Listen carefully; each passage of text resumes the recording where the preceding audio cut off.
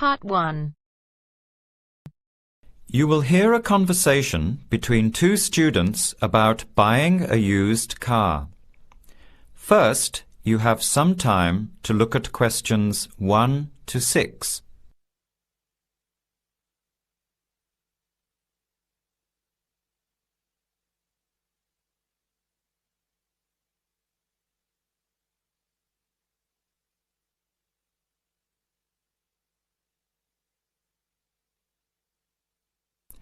Answer the questions as you listen. You will not hear the recording a second time. Listen carefully to the conversation and answer questions 1 to 6.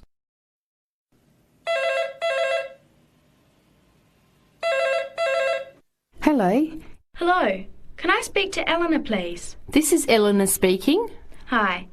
My name is Jan. I'm calling about the car that was advertised on the notice board in the Student Union building.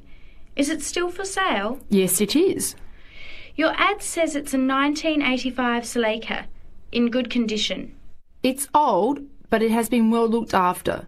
My family has had the car for 10 years. I'm just the third owner and my mother had it before me, so we know its history. We've got all the receipts and records. It's had regular maintenance and the brakes were done last year. It runs really well but looks its age. Why are you selling it, by the way? Well, I'm going overseas next month to study. I'll be away for at least 2 years, so I have to sell it. Unfortunately, it's been a good car. You want $1,500, is that right? I was asking $2,000, but since I need to sell it quickly, I've reduced the price. Would you like to come and take it for a drive? I don't live far from the university. Yes, I'd like to have a look. What time would suit you? Any time this evening is fine. Well, I finish classes at 6 o'clock. How about straight after that? Say 6:30? Great, I'll give you directions. When you leave the main gate of the university, turn left on South Road and keep going until you get to the Grand Cinema. Take the first right, that's Princess Street. I'm at number 88 on the right. So it's 80 Princess Street? No, it's 88 Princess Street and the suburb is Parkwood. You'll see the car parked in front. It's the red one with the for sale sign on it. OK, thanks Eleanor. I'll see you later. Bye. Before you hear the rest of the conversation, you have some time to look at questions 7 to 10.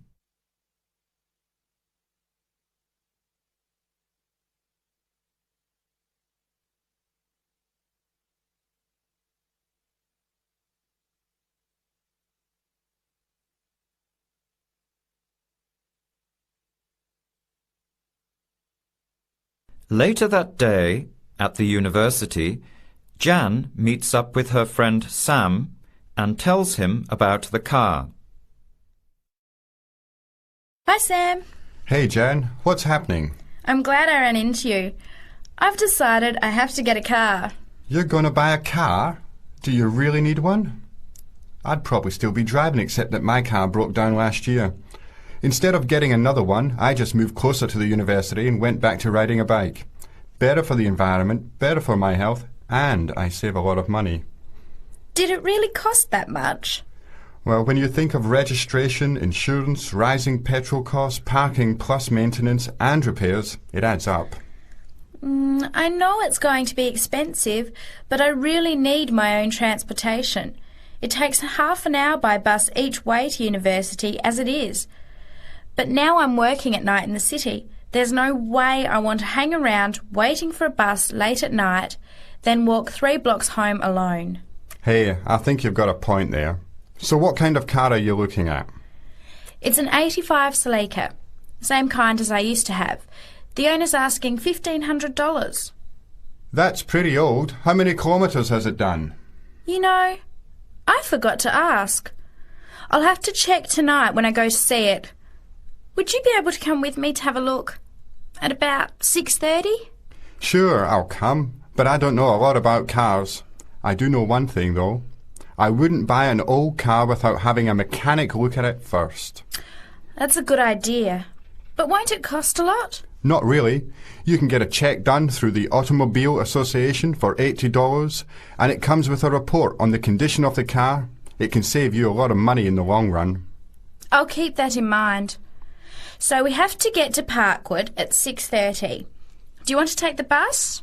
It goes straight down South Road every 15 minutes. Or maybe we could walk. I don't think it's that far. Actually, I could borrow my roommate's motorbike for an hour or so. He's working all evening in the library. Do you think he'd mind? No way. He owes me a favour or two. OK, great. See you at 6, outside the student centre. That is the end of part 1. You now have half a minute to check your answers.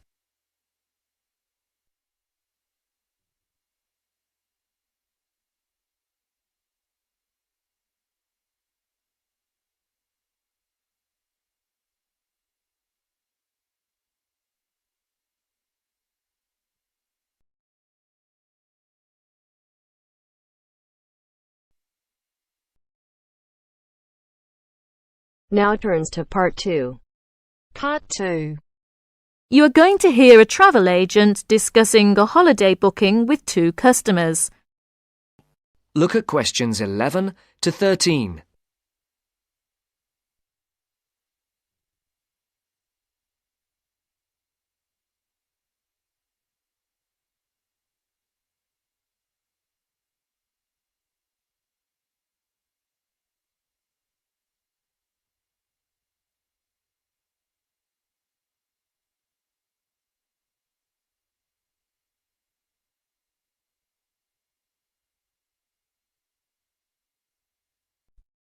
Good morning. Can I help you? Yes, good morning. We'd like to book a holiday for July, please. Certainly. Where did you have in mind? Oh, well, we haven't thought a lot about it, really. We'd just like to go somewhere hot, and it must be in July. I see. Well, let's get the dates cleared up first, then we can see about availability. What part of July were you thinking of? Oh, well, you see, we have slightly different holidays. I've got the whole month, except for the last 5 days, so I could go from the 1st to the 26th. But my friend here doesn't start until the 7th, so I suppose it will have to be the middle 2 weeks, really. Yes, but I've got to be back before the 23rd. OK. Now, let's find a destination. Before the talk continues, look at questions 14 to 20.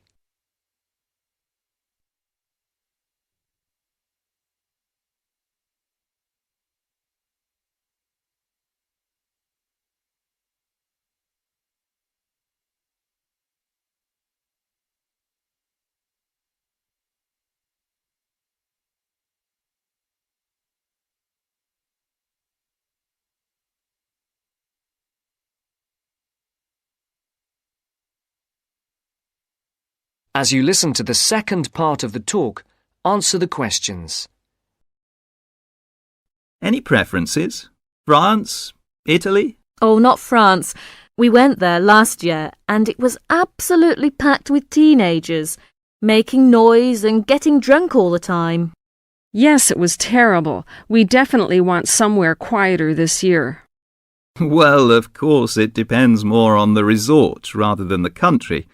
There are resorts in every country which cater for the family or the slightly older person. They're usually a shade more expensive, though, as you might expect. Oh, well, we don't mind paying a bit more if it means more peace and quiet, do we? Definitely not. It'll be well worth it.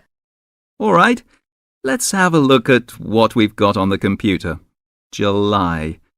Was it 10 or 14 nights you wanted? Oh, the fortnight, please. Right. Well, let's start with Italy. We've got 14 nights, bed and breakfast in Sorrento for £345 from Manchester on the 14th. Or we've got... No, wait a minute. That's no good for me. We wouldn't get back till the 28th, and I've got to be back at work before that. Ah, yes. How about Sweden? 2 weeks, half board? How much would that be?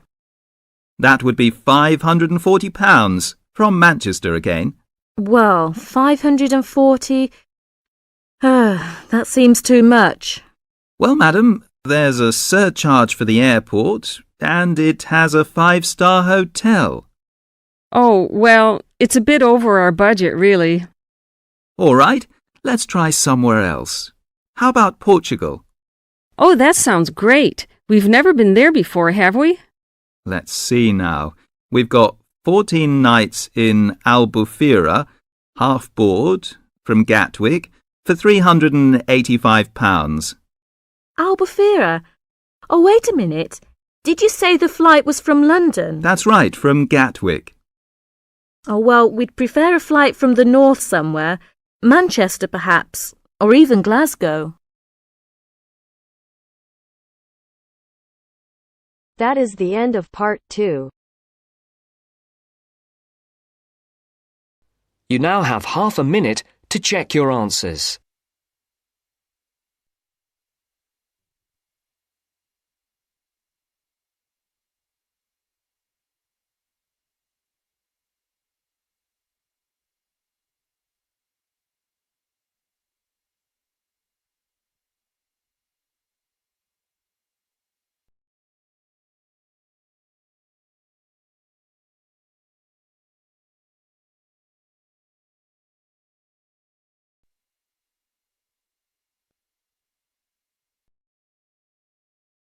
Now turns to part 3. Part 3. You are going to hear a conversation between an interviewer and a professor. First, you have some time to look at questions 21 to 26.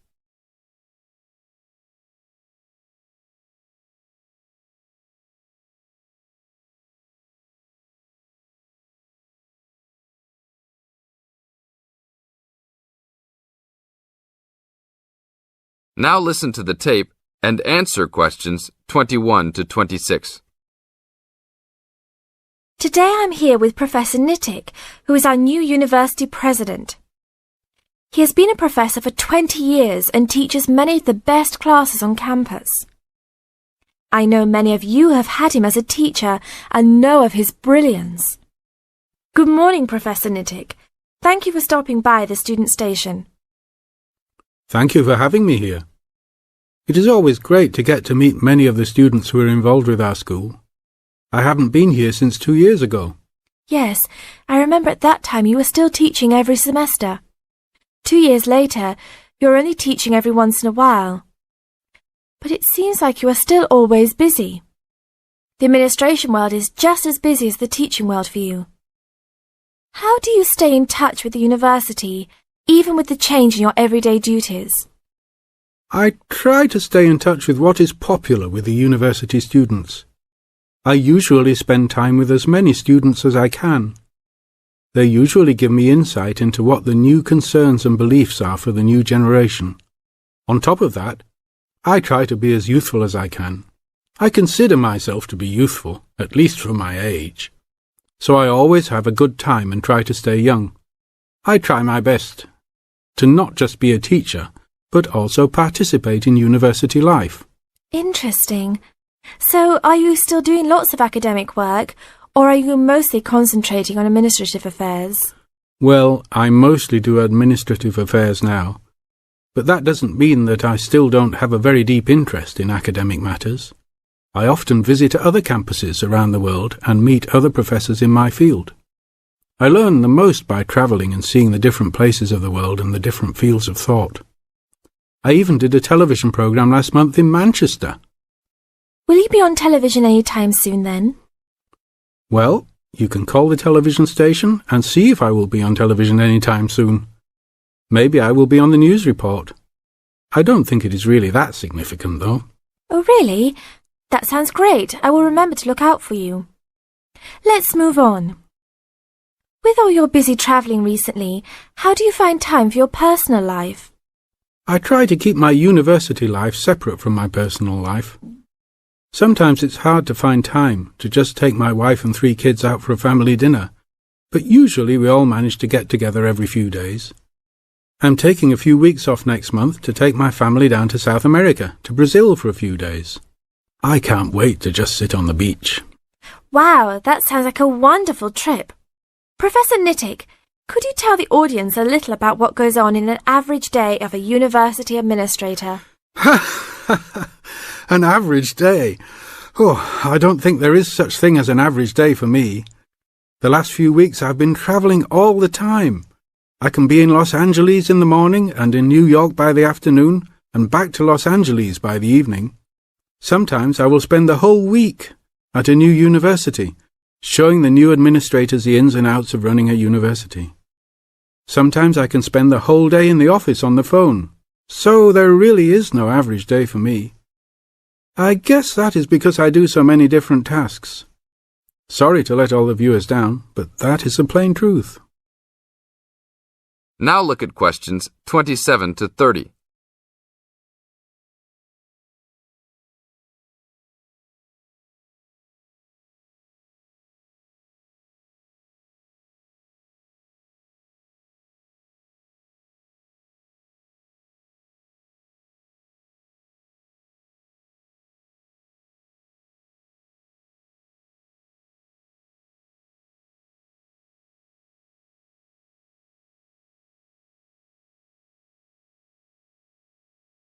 Now listen to the tape and answer questions 27 to 30.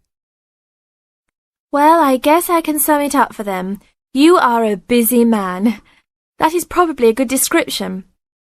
So, are there any immediate plans for the coming few weeks? Well, I'm in Los Angeles for the next 2 days, and then I fly to Colorado to meet a new prospective professor for our university. I will be in Colorado for about a week. Then I go to Japan for the next 10 days to meet with our university branch in Japan about record sales there. After that, I return to Los Angeles for a week, just in time for the graduation of the class of 2001. There you have it, my next month's schedule. Thank you very much, Professor Nittick. I always enjoy having you on our show. We hope to have you back on our show next time.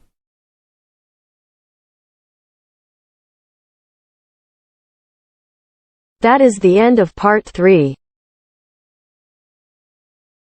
You now have half a minute to check your answers.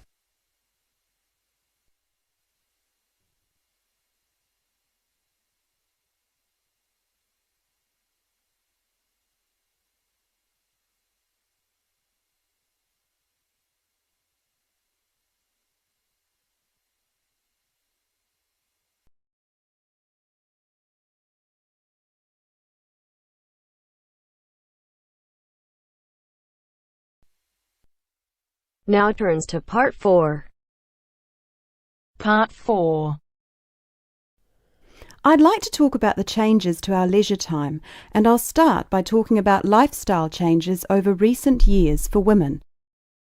First, you have some time to look at questions 31 to 40.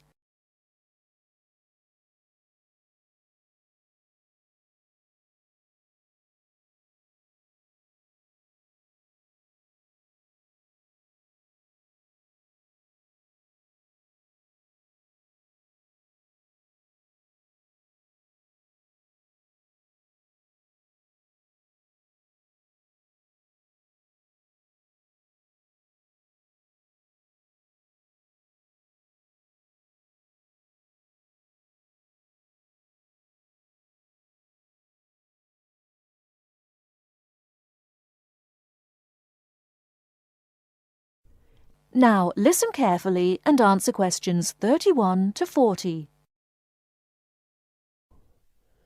I'd like to talk about the changes to our leisure time, and I'll start by talking about lifestyle changes over recent years for women. As we all know, the wife and mother of the family has traditionally been responsible for organising and completing household tasks for the family. However, particularly over the last decade or so, we have seen a greater number of women continuing to work after marriage and returning to work after having children.